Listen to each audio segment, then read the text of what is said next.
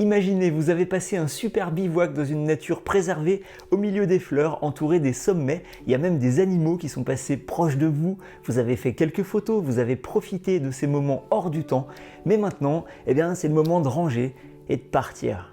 Il faut prendre soin de laisser deux choses en partant de votre emplacement de bivouac, on va découvrir lesquelles, et à la fin de la vidéo, je vous dis qui est l'auteur de cette phrase. Si vous avez une idée avant de regarder la vidéo en entier, allez-y, mettez sur pause maintenant et écrivez-la dans les commentaires.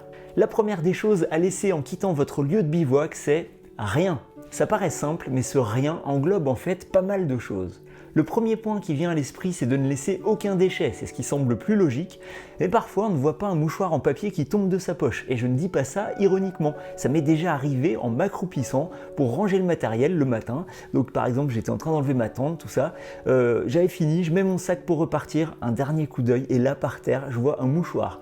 Donc j'étais seul, il n'y avait rien en arrivant, donc c'était forcément moi, et je ne m'en suis pas aperçu. J'ai mis la main dans ma poche, et effectivement il n'y avait plus de mouchoir. Donc on vérifie bien, pas de mouchoir, pas de papier, pas de reste d'emballage, mais également pas de pot de saucisson ou de croûte de fromage, d'ailleurs vous pouvez les manger, ni de coquilles d'œufs, ça c'est un petit peu plus dur. Bon, tout ça c'est pas adapté au régime des animaux sauvages et puis ça ne fait pas très propre dans la nature. Deuxième rien à laisser, ce sont les traces. Pas de traces de feu par exemple, que ce soit l'emplacement créé avec des pierres récupérées un peu partout et posées en cercle, ou bien les restes d'un feu. Car même si on enlève les cendres, le sol, lui, il est marqué pour de nombreuses années. Je vais citer le site du parc national du Mercantour, je mets le lien dans la description. Le feu détruit la végétation qui se trouve sous le foyer, soit directement par les braises, soit par l'intermédiaire de la chaleur. Les organismes vivant dans le sol sont également atteints. Un sol brûlé devient stérile. La vie du sol aura beaucoup de mal à recoloniser l'espace, surtout à des altitudes élevées et sous des conditions climatiques parfois extrêmement rudes, en hiver notamment.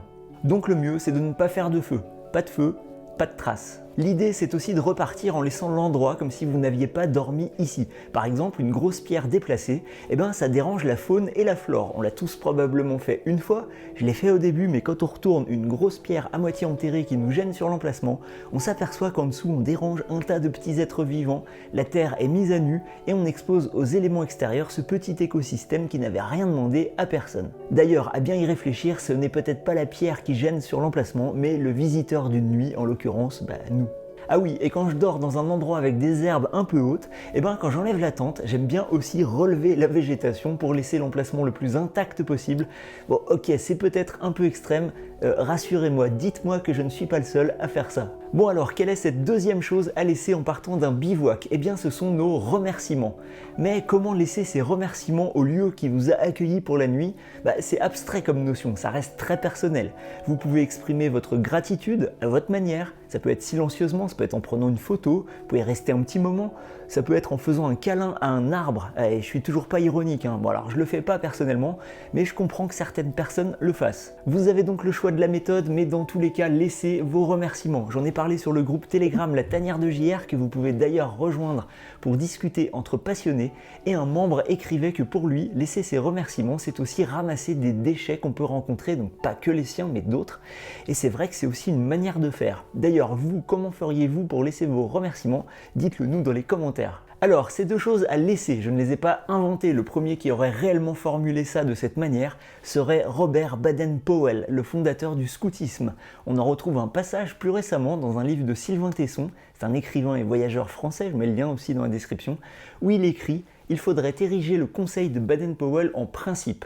Lorsqu'on quitte un lieu de bivouac, prendre soin de laisser deux choses. Premièrement, rien. Deuxièmement, c'est remerciements. Ouais, j'ai pas fait en même temps. Bon, à mon tour de vous adresser mes remerciements. Merci d'avoir regardé cette vidéo, courte par la durée mais importante par le message, je l'espère. Si elle vous a plu, pensez à mettre un pouce bleu, à la partager et si ce n'est pas encore fait, abonnez-vous pour ne pas manquer les suivantes.